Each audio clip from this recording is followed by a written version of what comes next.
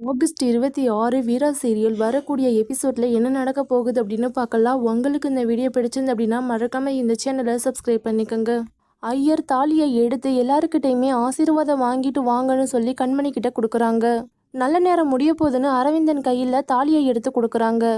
டேய் மாறா, எதுக்காக வெயிட் பண்ணிட்டு இருக்கிற? உடனே நம்ம வீராவுடைய கழுத்துல தாலியை கட்டு அப்படின்னு வள்ளி கத்துறாங்க.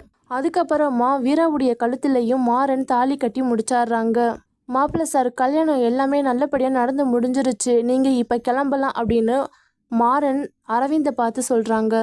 இந்த அநியாயத்தை பார்த்தீங்களா? என் பையனுக்கு சம்மந்தம் பண்ணி கல்யாணம் வரைக்கும் கூட்டிகிட்டு வந்த பொண்ணு கழுத்தில் இந்த ராமச்சந்திரனுடைய மயன் தாலியை கட்டியிருக்கிறான். இந்த அநியாயத்தை கேட்க யாருமே இல்லையா அப்படின்னு அரவிந்தனுடைய அப்பா கேட்குறாங்க.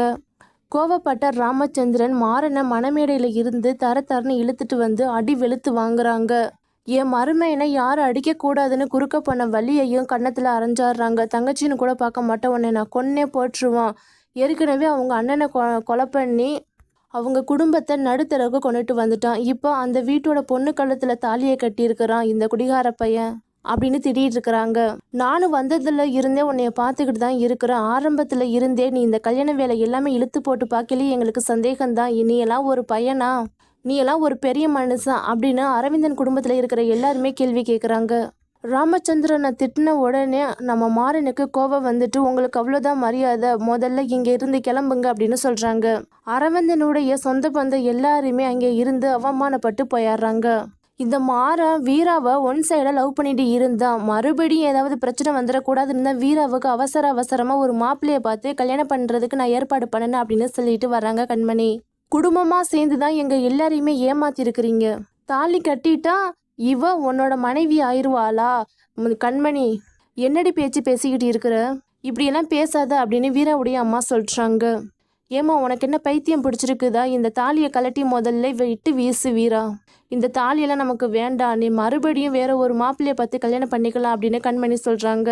இல்லைன்னா அந்த காலியை நான் கலட்டி தூக்கி வீசுறேன் அப்படின்னு சொல்லிட்டு கண்மணி வர்றாங்க.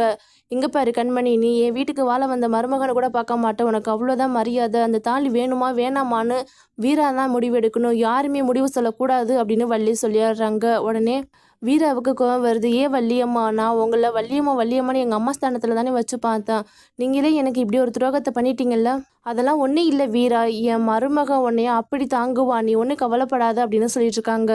இந்த வீட்டில் இனி நானும் வாழ மாட்டேன், என் தங்கச்சியும் வாழ மாட்டேன், நாங்கள் 2 பேரும் எங்கள் வீட்டுக்கே போகிறோன்னு சொல்லிட்டு கண்மணி வீராவுடைய கையை பிடிச்சி இழுத்துட்டு போகிறாங்க.